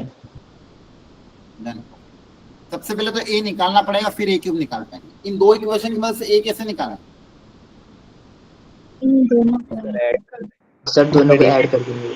दोनों को ऐड कर दो, इससे बी माइनस बी क्या हो जाएगा? मतलब बी में से माइनस बी, दो मैट्रिक्स को अगर मैं सब्सट्रैक्ट करूंगा सेम मैट्रिक्स को, तो नल मैट्रिक्स बन जाएगा। और ए प्लस ए मैट्रिक्स क्या बनेगा? Twice of A matrix. और यहाँ पे क्या बनेगा? Null matrix. क्लियर है? अरे हाँ, है ना? ये जीरो नॉर्मल वाला जीरो नहीं, ध्यान रखना, नल मैट्रिक्स है। ये क्या है? बेसिकली ये है। क्लियर है? है ना? और इन दोनों को ऐड करोगे, इन दोनों को ऐड हम डायरेक्टली कर देंगे, करस्पॉन्डिंग एलिमेंट्स को ऐड कर देना। बेसिकली यहाँ से आपके पास क्या आ गया? Twice of A equal to 2 2 8 2। अब 2 से डिवाइड कर दोगे, उधर जाके 2 से डिवाइड होगा तो सारे एलिमेंट 2 से डिवाइड हो जाएंगे, ये ए आएगा। Yes sir. अब ए क्यूब कैसे निकाले? क्या सबको क्यूब कर दें? No sir. ये गलती मत करना। ए क्यूब निकालने के लिए अगर ये स्टार्टिंग में ये हो जाता है, मैं यहाँ पे बड़ा क्रॉस लगा रहा हूँ, इसको गलत है, ऐसा मत करना। ठीक है? ए क्यूब निकालने के लिए आपको थोड़ी मेहनत करनी पड़ेगी। सबसे पहले ए स्क्वायर निकालना पड़ेगा। ए स्क्वायर का मतलब होता है ए इंटू ए। ध्यान रखना, ये नंबर सिस्टम नहीं है जो ए क्यूब को ए क्यूब कर दे, मैट्रिसेस है, इसलिए यहाँ पे बोल रहा हूँ। यहाँ पे मतलब ऐड कर रहे हैं, मतलब B minus B normal zero नहीं होगा, नल मैट्रिक्स होगा। ठीक है ना? ए स्क्वायर भी कैसे निकलेगा? ए को ए से मल्टीप्लाई करेंगे तो ए स्क्वायर आएगा। आ रही बात समझ में? यस। Yes sir. तो ए को ए से मल्टीप्लाई करना है, तो ऑर्डर आएगा आपका 2 क्रॉस 2 ही। फर्स्ट रो फर्स्ट कॉलम के साथ मल्टीप्लाई तो 1 + 4 5, 1 + 1 2, 4 + 4 8, 4 + 1 5। ये ए स्क्वायर आया। ये क्या आया? ए स्क्वायर। ए क्यूब कैसे निकालेंगे? ए स्क्वायर इंटू ए। ए क्यूब निकालने के लिए ए स्क्वायर को, जो ए स्क्वायर आया उसको वापस ए से मल्टीप्लाई करो। Yes sir. को ए से क्या कर दो? मल्टीप्लाई। ए क्या है आपका? कहां गया ए? 1 1 4 1। इससे जो आंसर आएगा वो आपका क्या आ जाएगा? ए क्यूब का। क्लियर है? देखो, yes sir. First of all 5 + 8 13, 5 + 2 7 8 plus 20 28 8 plus 5 13 cross check कर लेने को, ठीक है। Yes sir. Yes. आगे बात समझ में। तो ध्यान रखना ये ए स्क्वायर ए क्यूब जब भी निकालो डायरेक्ट क्यूब मत कर देना। ए स्क्वायर निकालने के लिए ए को ए के साथ मल्टीप्लाई, ए क्यूब निकालने के लिए ए स्क्वायर को ए के साथ मल्टीप्लाई, ठीक है। Yes sir. कुछ प्रॉपर्टी होती ध्यान रखना। मैट्रिक्स मल्टीप्लिकेशन कभी भी कम्यूटेटिव नहीं होता है, मतलब कभी भी, मतलब कभी कभी हो सकता है लेकिन हमेशा ट्रू हो ऐसा जरूरी नहीं है। मतलब ए और बी का मल्टीप्लिकेशन जरूरी नहीं कि हर बार बी और ए की मल्टीप्लिकेशन के बराबर है। ए बी का प्रोडक्ट और बी ए का प्रोडक्ट अलग अलग आ सकता है, क्योंकि यहाँ पे हम जब करस्पॉन्डिंग एलिमेंट्स मल्टीप्लाई करते हैं तो आंसर अलग अलग आ सकता है डिपेंडिंग ऑन द ऑर्डर, ठीक है। तो ए बी और बी ए हर बार जरूरी नहीं कि इक्वल हो, ए बी और बी ए अलग अलग भी हो सकता है। तो कभी भी ऐसा मत सोचना ए को बी के साथ मल्टीप्लाई करो, बी को ए के साथ मल्टीप्लाई करो, आंसर हमेशा सेम आएगा, अलग भी आ सकता है। एसोसिएटिव प्रॉपर्टी एप्लीकेबल, मतलब मल्टीप्लिकेशन में एसोसिएटिव प्रॉपर्टी मतलब ब्रैकेट्स को चेंज कर सकते हो। A multiply by bracket B C या A B multiply by C, दोनों से आंसर क्या आएगा, सेम आएगा। मतलब in matrix multiplication associative properties applicable. Distributive properties also applicable. A into bracket B plus C को मैं ए बी प्लस ए सी लिख सकता हूँ। ध्यान रखना सीक्वेंस सेम होना चाहिए, ए बी और ए सी, बी ए सी ए मत लिख देना। अगर ए आगे आ रहा है तो ए आगे आएगा, पीछे नहीं आएगा फिर। तो जो आगे आ रहा है उसको आगे रखना। और आइडेंटिटी मतलब ये आपको पहले बताया था कि आइडेंटिटी मैट्रिक्स की आइडेंटिटी होगी, मतलब किसी भी मैट्रिक्स को अगर मैं आइडेंटिटी मैट्रिक्स के साथ मल्टीप्लाई करूंगा तो वापस वो मैट्रिक्स खुद आ जाएगा। आई को आई के साथ मल्टीप्लाई करोगे तो वापस खुद आ जाएगा। आई अगर मान लो आई स्क्वायर बोलो तो आई स्क्वायर लिखो या आई लिखो, बात सेम ही है। आई क्यूब लिखो, आई को आई के साथ मल्टीप्लाई करो तो वापस ए आएगा। आई को किसी मैट्रिक्स ए के साथ मल्टीप्लाई करो तो वापस ए आ जाएगा। क्लियर हो रहा है, बोलो। Yes sir. ये डिस्ट्रीब्यूटिव प्रॉपर्टी दोबारा बता। डिस्ट्रीब्यूटिव कुछ नहीं, ब्रैकेट्स में मल्टीप्लाई करना। जैसे ब्रैकेट आप नॉर्मल डिस्ट्रीब्यूशन अप्लाई करते हैं तो A bracket B plus C है, इसको आप कैसे लिख सकते हो, पहले A multiply by B plus A multiply by C, ये सर। और A B is not equal to B always, ध्यान रखना। क्लियर हो रही बात, Yes. बोलो। यस इसमें सर। नंबर सिस्टम अप्लाई मत कर देना। नंबर सिस्टम अलग चीज होती है और ये अलग चीज होती है, दोनों में अंतर। मतलब अभी मैंने बताया भी था, जैसे अभी अपने ऐड सब्सट्रैक्ट किया था। अच्छा जैसे मान लो किसी ने पूछा कि एक मैट्रिक्स से ए दूसरा मैट्रिक्स से बी, ए प्लस बी का होल स्क्वायर क्या होगा, तो कैसे निकालोगे? सर पहले ए प्लस बी निकालेंगे, फिर उन दोनों का मल्टीप्लाई करेंगे। नहीं, मान लो मैट्रिक्स गिवन नहीं, आपको इक्वेशन के टर्म्स में लिखना है। इसको कैसे लिखोगे, ए प्लस बी ब्रैकेट ए प्लस बी, ऐसे प्रॉपर्ली लिखना, डायरेक्टली फॉर्मूला मत अप्लाई कर देना। ये नंबर सिस्टम नहीं है, बार बार याद दिला रहा हूं। क्लियर है?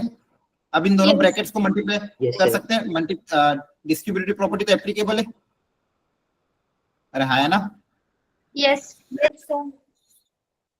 तो जब मल्टीप्लाई करोगे तो क्या आएगा, a into a square plus a b plus b a plus b square, ये आपका आंसर है। ध्यान रखना, ए प्लस बी का whole square, a square plus b square plus 2ab नहीं आएगा, क्या आएगा, a square plus a b plus b a plus b square. Clear है?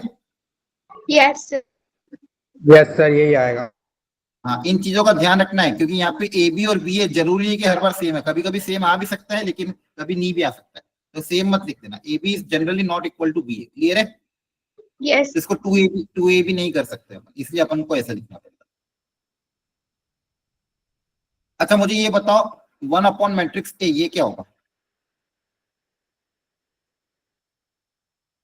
या फिर रुको छोड़ो, ये छोड़ो। दो मैट्रिक्स से मान लो ए और बी, ए को बी से डिवाइड कैसे करेंगे, बोलो। सर डिवाइड नहीं हो सकती। अच्छा दो मैट्रिक्स में अगर कंपेयर करना है कौन ग्रेटर है कौन इक्वल है, तो ये कैसे कवर करेंगे? सर उसके एलिमेंट्स से। नहीं सर ये पहले सब तो ऑर्डर सेम होना चाहिए इनका। नहीं है, ये हो ही नहीं सकता। रो 1 में एक्सपेंड करके। अरे कुछ भी नहीं हो सकता। दो मैट्रिक्स कभी डिवाइड भी नहीं होंगे ना कभी कंपेयर होंगे। क्लियर है? ध्यान रखना, कभी ऐसा कोई क्वेश्चन आएगा ही नहीं आपको। क्या दो मैट्रिक्स को डिवाइड करने का बोले या फिर बोले कि कौन सा मैट्रिक्स ग्रेटर है, आप नहीं कर सकते। क्लियर है? रीजन क्या है? अरे डिवाइड कर ही नहीं सकते, कैसे डिवाइड करोगे? रीजन कुछ नहीं कर सकते। जैसे आप आगे जाके अपन देखेंगे एक और कहाँ पे होता है ये, एक और कौन सा चैप्टर आएगा ना आपका, वो डिटर्मिनेंट। नहीं डिटरमिनेंट की तो वैल्यू निकाल के कंपेयर हो जाता है, वो दिक्कत नहीं है। Vectors, probability. नहीं वेक्टर्स में आएगा वापस। इसी तरह से दो वेक्टर को जब आप कंपेयर करोगे, एक वेक्टर है मान लो 3 + 2 आयोटा, दूसरा वेक्टर है मान लो 5 + 8 आयोटा, बोला है कि कौन ग्रेटर है कौन लेस है, तो नहीं बोल सकते, nothing can be said. Inequalities work नहीं करती वेक्टर्स में और यहाँ पे मैट्रिसेस में। क्लियर है? Yes. Yes sir. Yes, sir. चलो अब इसमें थोड़ा दिमाग लगा। अब देखो इसमें थोड़ी मैनिपुलेशन सीखना होगी आपको, और ये धीरे धीरे टाइम के साथ होगी, ऐसा नहीं कि एकदम दिमाग लग जाएगा। जितनी ज्यादा प्रैक्टिस करोगे उतनी ज्यादा धीरे धीरे आपको सीखने को मिलेगा। अब मैं क्या करूंगा, थोड़ी बहुत आपके रिसोर्स शीट में कुछ रेफरेंस बुक भी अपलोड करूंगा, इनकेस अगर आपके पास एक्स्ट्रा टाइम आपको लग रहा है थोड़ी और प्रैक्टिस की जरूरत है, आप रेफरेंस बुक को भी देख सकते हो। लेकिन एक बात हमेशा ध्यान रखना, पहला प्रेफरेंस क्या होना चाहिए, क्लास के नोट्स, सेकंड डीपीपी मॉड्यूल की एक्सरसाइज 1, उसके बाद पीवाईक्यू, और फिर टाइम मिलता है तो आप रेफरेंस बुक, और इसके बीच में एनसीईआरटी भी आ जाती है। ठीक है, फर्स्ट प्रायोरिटी। बिना एनसीईआरटी के कुछ भी नहीं करना। एनसीईआरटी तो तीनों सब्जेक्ट की सॉल्व करनी है स्कूल में बैठ के। आप सोचो बिना एनसीईआरटी सॉल्व करे पहले ये कर ले, नहीं, पहले एनसीईआरटी स्कूल में सॉल्व करो फिर आगे की, चाहे आप कितने स्ट्रांग हो, एनसीईआरटी छोड़ना नहीं है।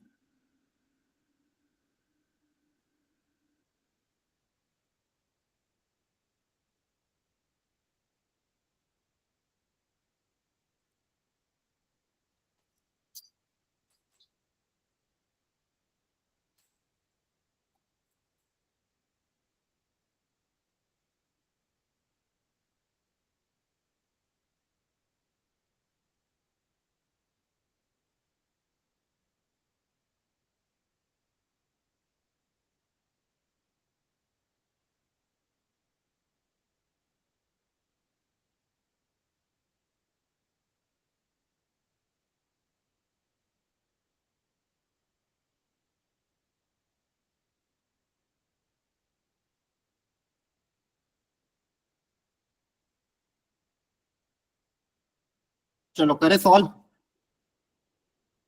Yes sir. Yes, sir. देखो गिवन डेटा को बहुत ध्यान से समझना और अच्छे से मैनिपुलेशन करना, और जिसको अभी नहीं आ रहा घबराना नहीं है, स्टार्टिंग है अभी इस चैप्टर की। आप बहुत प्रैक्टिस करोगे तो आप भी इस चैप्टर में स्ट्रांग बन जाओगे। ए बी इक्वल टू ए दिया हुआ है और बी ए की वैल्यू बी के बराबर की है, और ए बी स्क्वायर को लिखना है, इनमें से कौन सा बी स्क्वायर को हम लिख सकते हैं ये पूछा गया। तो बी स्क्वायर के बारे में बोला, तो बी स्क्वायर होता क्या है, B into B. B into B. into B. ठीक है, अब बी को यूज करना पड़ेगा। बी को क्या लिखा गया है, बी ए। तो यार चाहो तो किसी एक को लिखो या फिर दोनों को लिखो, देखते हैं क्वेश्चन के हिसाब से। मान लो इसको लिख दिया बी ए और इसको ऐसा ऐसा कैसा रहने दिया। ठीक है, अब चाहो तो दूसरे को भी लिख सकते हो। अब मैट्रिक्स मल्टीप्लिकेशन में एसोसिएटिव प्रॉपर्टी एप्लीकेबल है, तो इन दोनों यस। प्लग इन कर सकता हूं मैं। तो बी को ऐसा कैसे रहने दिया, इस ए बी को क्या लिख दिया, ए बी किसके बराबर है, ए के बराबर। आपके पास क्या बचा, बी ए, और बी ए को वापस क्या लिख दिया, बी। अरे समझना है कुछ, बेसिकली क्वेश्चन में ऐसा नहीं था, बस मैनिपुलेशंस कैसे बिठाना एक दूसरे में, ये दिमाग लगा। एक बार देख लो ध्यान से, कुछ किया है कि मैंने, देखो बी स्क्वायर को बी इंटू बी लिखा, फिर जो गिवन डेटा था उसको एक एक करके यूज किया। बी को यूज किया पहले, फिर उसमें ए बी क्रिएट हो रहा था, ए बी की जगह ए लिखा, वापस बी ए बन गया, बी ए को वापस बी लिख दिया। क्लियर हुआ? यस। Yes sir. हाँ हाँ कृष्णा बोलो। ये सर जो हमको पहले गिवन है ना कि a B equal to a, sir a B equal to a तब होगा जब हमारा भी आइडेंटिटी मैट्रिक्स होगा। नहीं ऐसा जरूरी नहीं है, यस सर। हो सकता है बी मैट्रिक्स ऐसा बने ताकि उससे आंसर ए के बराबर आ जाए। Yes sir. ठीक है, ऐसा कोई कंपलसरी नहीं है कि उसको आइडेंटिटी मैट्रिक्स होना पड़े। Yes sir. सर अगर जैसे मान किसी लीजिए- मैट्रिक्स की मल्टीप्लाई हाँ, एक सर और अगर चीज किसी देखो, मैट्रिक्स की मल्टीप्लाई अगर मान लो दो मैट्रिक्स का मल्टीप्लीकेशन नल मैट्रिक्स आ रहा है, तो क्या ये जरूरी है ए और बी को नल मैट्रिक्स होना? No, sir. No sir. ये भी जरूरी नहीं है, हो सकता है उनके एलिमेंट ऐसे हो प्लस माइनस करके आंसर 0 के बराबर आ रहा हो, एडिशन करने पे एक +2 बन रहा हो, एक -2 बन रहा हो, और ओवरऑल आंसर क्या आ रहा है, 0 आ रहा है। तो ऐसा कोई जरूरी नहीं है, ए बी इक्वल टू 0 है तो it is not necessary that a 0 हो और बी या बी 0। ए और b can be non zero, can be non zero, zero हो भी सकते, नहीं भी हो सकते, कोई कंपलसरी नहीं है। हाँ बोलो। अगर किसी ए मैट्रिक्स को अगर जीरो मैट्रिक्स से मल्टीप्लाई करेंगे तो जीरो मैट्रिक्स ही आएगा या फिर कुछ हो रहा हाँ, है? वो तो जीरो ही आएगा, उसमें तो कोई शंका ही नहीं है, क्योंकि जीरो मैट्रिक्स में तो हर एलिमेंट जीरो, मल्टीप्लाई करने पे आंसर हमेशा क्या आएगा, जीरो मैट्रिक्स ही आएगा। क्लियर? ठीक है ठीक है। Yes sir. अगर किसी भी मैट्रिक्स को नल मैट्रिक्स के साथ मल्टीप्लाई करोगे आंसर हमेशा क्या आएगा, जीरो आएगा। ठीक है, चलो इसको ट्राई करो।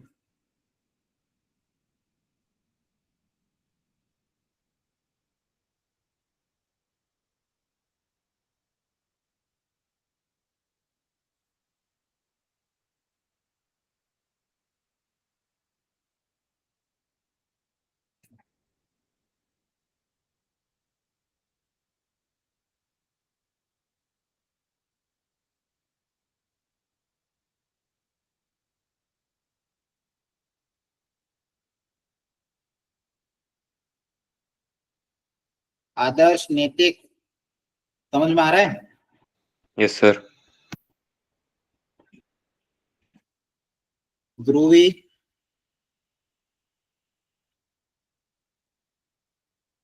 सिमरन, साजिया, समझ में आ रहा है? समृद्धिका, समृद्धिका, आ रहा है सब समझ में? Yes sir. यस सर आ रहा है। बाकी बच्चों को भी, किसी को कोई भी डाउट हो तो पूछते रहना, ठीक है? अब देखो आप लोग कैमरा बंद करके बैठे रहते हो, कभी कभी ऐसा लगता है कि पीछे पता नहीं क्या क्लास में बस नाम देके निकल तो नहीं गए कहीं आइसक्रीम खाने, गर्मी पड़ रही है तो इधर मैं बोले जा रहा हूँ और नाम लिया, भाई कहाँ है सिमरन, कहाँ है सिमरन, कहाँ है, तो कोई तरह से वक्त आइसक्रीम खाने चली गई। ऐसा नहीं करते हो ना कि क्लास में आके निकल गए कहीं? ठीक है, नो सर। चलो नो हो सर। गया ये काम। क्वेश्चन ये बोलो। अच्छा एक चीज आपको मैं बताता हूँ, एक बहुत अच्छा नोट सिखाता हूँ, एक अच्छी चीज। इफ मैट्रिक्स मल्टीप्लीकेशन कम्यूट, लिखो इंपॉर्टेंट नोट करके अपनी अपनी कॉपी में, याद आ गया तो अभी हाथों हाथ लिखा देता हूँ। कम्यूट, अगर मान लो दो मैट्रिक्स कम्यूट कर रहे हैं एक दूसरे को, मतलब मल्टीप्लीकेशन कम्यूट कर रहे हैं, मतलब if A B equal to अगर बी ए के बराबर है, ठीक है, then we can directly apply by formula और बाइनोमियल फॉर्मूला। मतलब अगर ए बी और बी ए बराबर हैं, इफ लिखा है मैंने, ध्यान रखना, इफ अगर ए बी और बी ए बराबर है, तो अगर मान लो मुझे इसका एक्सपांशन लिखना है तो मैं बाइनोमियल एक्सपांशन यूज कर सकता हूँ। एन सी 0 ए की पावर एन बी की पावर 0, एन सी 1 ए की पावर n माइनस 1 बी की पावर 1, एन सी 2 ए की पावर n माइनस 2 बी की पावर 2 एंड सो ऑन। ठीक है, और इसी तरह से बाकी डायरेक्ट फॉर्मूला पे जो आपने पहले रटा हुआ था वो भी अप्लाई कर सकते। मान लो अगर ए प्लस बी का whole square directly 2ab plus b square, clear है? यस। ए प्लस बी का होल क्यूब पूछा हो, इसको डायरेक्ट लिख के लिख दोगे a cube plus B cube plus 3ab 3a square b plus 3ab square. मतलब जो आप पहले आइडेंटिटी याद करते थे वो डायरेक्टली अप्लाई करिए, लेकिन तब only if A B equal to B हो तब ये कॉन्सेप्ट अप्लाई करना, क्लियर है? नहीं तो आप नॉर्मल एक एक करके मल्टीप्लाई करना जैसे पहले सिखाया था। अगर कम्यूट नहीं कर रहे हो, कुछ दिया नहीं हो, तो आपको नॉर्मल मल्टीप्लीकेशन ही अप्लाई करना, जैसे नॉर्मली करते हो। ए प्लस बी का आई प्लस ए प्लस बी का होल क्यूब पूछा है तो 3 बार मल्टीप्लाई करोगे, 4 बार पूछा है तो 4 बार मल्टीप्लाई करोगे, और कोई तरीका नहीं है। लेकिन अगर ए बी और बी ए ऐसे दो मैट्रिक्स है जो कम्यूट कर रहे हो तो फिर आप डायरेक्ट फॉर्मूला भी अप्लाई कर सकते हो, क्लियर है? बोलो। Yes. अब यहाँ पे देखो दो मैट्रिक्स कौन कौन से हैं ब्रैकेट के अंदर, आई प्लस ए। क्या आई प्लस ए कम्यूट करते हैं? बोलो। Yes, sir. Yes, sir.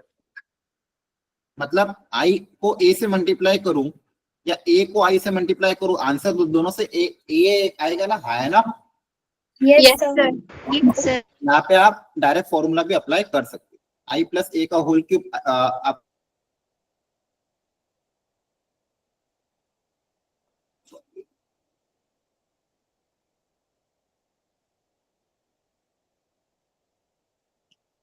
ए cube plus B cube plus 3,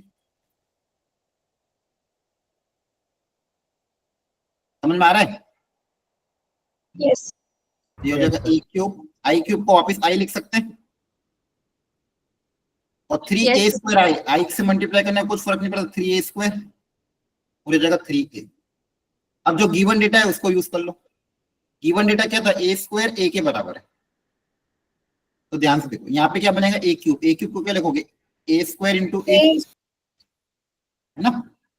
और इस ए स्क्वायर को वापस ए लिख दोगे, क्लियर है? Yes. ये 3 a as it is. A square को वापस ए लिखोगे, वो वापस वो क्या बनेगा? ए स्क्वायर, Yes, उसको sir. वापस ए लिख देंगे, है ना? Yes, sir. Yes, sir. कितना आ जाएगा? आई प्लस 7 है। क्या बातें समझ में आ रही है? Yes, sir. लेकिन ये बाइनोमियल वाला फॉर्मूला या डायरेक्ट एक्सपेंशन तभी अप्लाई करना जब कम्यूटेटिव, ठीक है? याद रख लोगे। Yes, sir. Trace of a matrix, कभी भी आपको ये वर्ड दिखाई दे, trace of a matrix, trace of a matrix मतलब sum of the diagonal element का sum is nothing but the trace of a matrix. Trace की कुछ प्रॉपर्टी होती है। दो मैट्रिक्स का अगर मान लो ट्रेस ए प्लस ट्रेस बी पूछा है तो ए प्लस बी का ट्रेस निकालो या ट्रेस ए प्लस ट्रेस बी निकालो, बात सेम ही है। अच्छा ये भी ट्रांसपोज है, ट्रांसपोज आगे सीखूंगा क्या होता है। ए मैट्रिक्स का ट्रांसपोज और ए मैट्रिक्स का ट्रेस और ट्रांसपोज का ट्रेस सेम होता है। के कांस्टेंट बाहर आ जाता है, ए बी का ट्रेस निकालो या बी ए का ट्रेस निकालो, आंसर सेम आता है। आइडेंटिटी मैट्रिक्स का ट्रेस क्या होगा? 1 1 1 n बार ऐड होगा, और नल मैट्रिक्स का ट्रेस हमेशा क्या होगा? 0 होगा। जैसे अगर 3 क्रॉस 3 का आइडेंटिटी मैट्रिक्स है उसका ट्रेस क्या होगा? 3। 4 क्रॉस 4 का आइडेंटिटी मैट्रिक्स है तो उसका ट्रेस क्या होगा? 4। ट्रेस मतलब क्या? डायगोनल एलिमेंट का सम। आई बात समझ में? Yes, sir. Yes sir. इसके बाद ट्रांसपोज। ट्रांसपोज मतलब रोज और कॉलम को आपस में इंटरचेंज कर देना। रोज और कॉलम को आपस में क्या कर देना? इंटरचेंज। जैसे यहाँ पे मैट्रिक्स ए तो उसका ट्रांसपोज पास में लिखा हुआ है। मैट्रिक्स ए का ऑर्डर क्या था? 2 क्रॉस 3, तो क्या हो जाएगी? रोज और कॉलम आपस में इंटरचेंज हो जाएगा। ट्रांसपोज का ऑर्डर क्या हो जाएगा? 3 क्रॉस 2। तो बेसिकली क्या, दो जो पहले रो थी वो कॉलम रो 1 कॉलम 1 में बदल जाएगी, रो 1 कॉलम 1 में बदल जाएगी, और रो 2 कॉलम 2 में बदल जाएगी। आई बात समझ में? Yes, sir. Yes, sir. रो 1 कॉलम 1 में बदल जाएगी, रो 2 कॉलम 2 में बदल जाएगी, और ऑर्डर क्या हो जाएगा? इंटरचेंज। इसको बोलते हैं transpose of a matrix. Very important, बहुत अच्छा टॉपिक है, अच्छे अच्छे क्वेश्चन इसमें आते हैं, मेंस में भी एडवांस में भी। उसकी प्रॉपर्टीज को बहुत अच्छे से हमको समझना है। ट्रांसपोज की प्रॉपर्टी को अच्छे से देख लो। ट्रांसपोज का वापस ट्रांसपोज ले लूंगा तो वो खुद ही आ जाएगा, लॉजिकली भी क्लियर है। जैसे मान लो एक कोई मैट्रिक्स है 2 क्रॉस 3, उसका ट्रांसपोज लिया तो 3 क्रॉस 2, वापस ट्रांसपोज लगो तो वो खुद ही आ जाएगा, ठीक है? ट्रांसपोज एडिशन सब्ट्रैक्शन में अलग अलग कर सकते हो, मतलब ए प्लस बी के होल ट्रांसपोज को A transpose plus B transpose भी लिख सकता हूँ, या ए माइनस बी के होल ट्रांसपोज को A transpose minus B transpose भी लिख सकते हैं। ट्रांसपोज हर जगह अलग अलग हो जाता है, चाहे मल्टीप्लीकेशन हो, एडिशन हो, सब्ट्रैक्शन। मल्टीप्लीकेशन में भी ट्रांसपोज अलग अलग हो जाएगा, लेकिन ऑर्डर चेंज हो जाएगा, ध्यान रखना, ऑर्डर विल रिवर्स। इसका प्रूफ क्या है? प्रूफ कुछ नहीं, आप एग्जांपल लेके कर सकते हो। और अगर प्रूफ देखना तो एनसीईआरटी में भी गिवन है। एबीसी का ट्रांसपोज क्या हो जाएगा, वापस ऑर्डर रिवर्स हो जाएगा, C A B, C transpose B transpose A transpose. Transpose और पावर भी इंटरचेंज हो, जैसे मान लो कोई पूछता है ए स्क्वायर का होल ट्रांसपोज निकालो या फिर ट्रांसपोज लेके होल स्क्वायर करो, बात क्या है सेम, मतलब पावर और ट्रांसपोज को आपस में इंटरचेंज कर सकते हैं। इन प्रॉपर्टी को अच्छे से याद रखना पड़ेगा आपको, क्लियर है। कांस्टेंट के ट्रांसपोज से बाहर आ सकता है, क्योंकि ट्रांसपोज में से अब रो कॉलम को इंटरचेंज करा तो कांस्टेंट तो कैसे भी कॉमन लो, तो हमेशा क्या बाहर आ सकता है। क्या बात समझ में आ रही है? Yes, बोलो। sir. इनको लिख लो पहले अच्छे से, वो याद कर लो अभी के भी।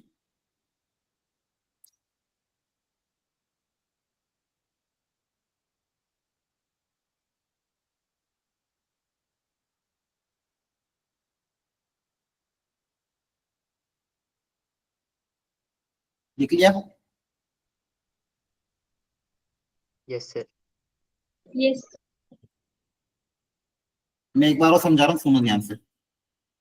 ट्रांसपोज का मतलब है, जैसे मान लो कोई मैट्रिक्स ए,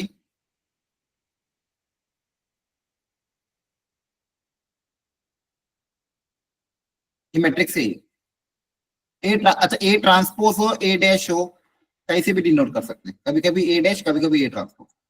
तो इसका ऑर्डर था 2 क्रॉस 4, तो ट्रांसपोज लेने पे जो पहले रो 1 थी, ये रो 1 कॉलम 1 में बदल जाएगी, रो 2 कॉलम 2 में बदल जाएगी, बस इतना करना है। क्लियर है? रो को कॉलम में इंटरचेंज करना है, कर लोगे ना? Yes, sir. चलो ये ट्राई करो। ए दिया हुआ है, बी दिया हुआ है, बोला B transpose into A transpose multiply करने पे आंसर क्या है, करो।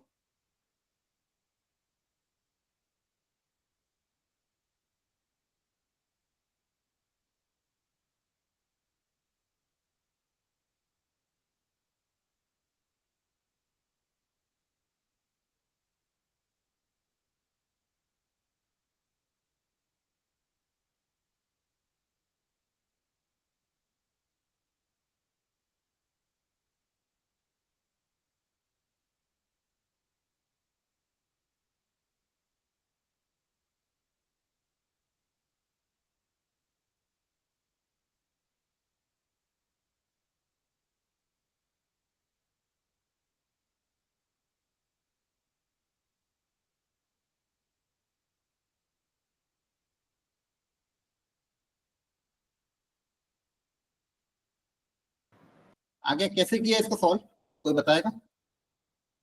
सर ए प्लस बी का होल ट्रांसपोज लगा दिया। अच्छा, बी ट्रांसपोज ए ट्रांसपोज को क्या लिख दिया? ए बी का होल ट्रांसपोज। अच्छा ठीक है, तो आपने पहले ए बी निकाल लिया होगा। Yes sir.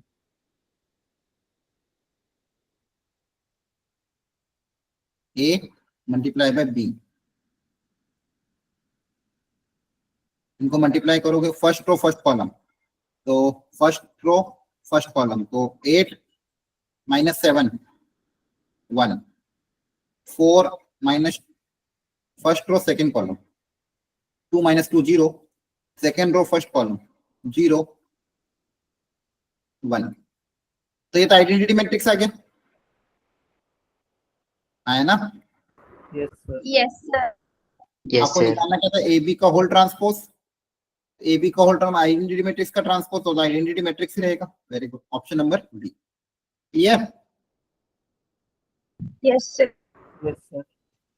ओके ठीक है, आज के लिए काफी है। अगली क्लास में का सब एक और इम्पोर्टेंट टॉपिक पढ़ेंगे, that is types of matrix में सिमेट्रिक एंड स्क्यू सिमेट्रिक, जो कि ट्रांसपोज की डेफिनेशन पे ही निर्भर था। ट्रांसपोज क्यों पढ़ते हैं उसका कारण अब समझ में आएगा जब हम सिमेट्रिक एंड स्क्यू सिमेट्रिक पढ़ेंगे। Yes, sir. वो स्पेशल टाइप के मैट्रिक्स है जहां पे ट्रांसपोज लेने पे, ठीक है, काफी नहीं बहुत है। हाँ, आज हमने जितना पढ़ा ना वो स्कूल में 3 लेक्चर में कराया जाता है। कितनी चीजें पढ़ ली अपने एक ही लेक्चर में, हाँ है ना? Yes, वो भी sir. Yes sir. मैट्रिक्स पढ़ लिया, टाइप पढ़ लिया, अलजेब्रा पढ़ लिया, ट्रांसपोज पढ़ लिया, कितना खींचे। लेकिन ऐसा हुआ है कि आपको समझ में नहीं आया, ऐसा हुआ है कि कुछ? No, sir. ठीक है, हमने बहुत सारा पढ़ लिया एक ही क्लास में, लेकिन चीजें आपको समझ में आ गई होगी। अब आपको प्रैक्टिस करना है, क्वेश्चन अभी भेज दूंगा मैं, उनको प्रैक्टिस लगाना, क्योंकि इसमें ज्यादा टाइम अच्छे क्वेश्चन के सॉल्विंग में हम लगाएंगे। ये स्टार्टिंग का सब क्या डेफिनेशन एफिनेशन ठीक है, तो हाँ डीपीपी दे दूंगा, और होगा तो एनसीईआरटी के क्वेश्चन दूंगा, नहीं तो डीपीपी दूंगा, अभी भेज दूंगा ग्रुप में। तो जो क्लास में क्वेश्चन थे सर वो एनसीईआरटी के ही थे ना? हाँ कुछ कुछ मिक्स थे, इलस्ट्रेशन थे अलग अलग बुक के, कुछ पीवाईक्यू, कुछ एनसीईआरटी के, कुछ एग्जाम्पलर के, सब मिक्स करके बनाया जाता है। ठीक ओके है, सर। Yes sir. चलो थैंक यू, बाय बाय, धन्यवाद।